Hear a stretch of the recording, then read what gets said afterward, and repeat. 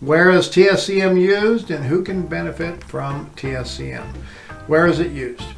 Government uses it a lot. Just about every phase of government, be it local government, municipal, city, towns, villages, counties, and state government use TSCM all the time. The federal government, to be sure, uses TSCM all of the time. Military. The federal government and the military of just about every country out there probably has some arm that handles technical surveillance countermeasures. Law enforcement is starting to use TSCM quite a bit these days when it comes to stalking cases and harassment cases and different things like that, as well making sure that their own facilities are secure.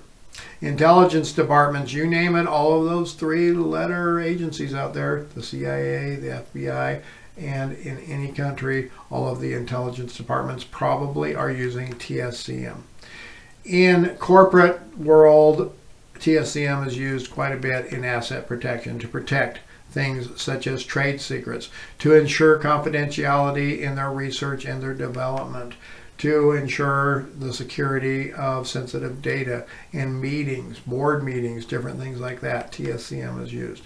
In the private sector, it's all over the place. We get calls all of the time from the private sector for bug sweeps. In domestic cases, divorce cases, legal separations, child custody matters, you name it, all kinds of things in the domestic cases, we will get calls for TSCM sweeps.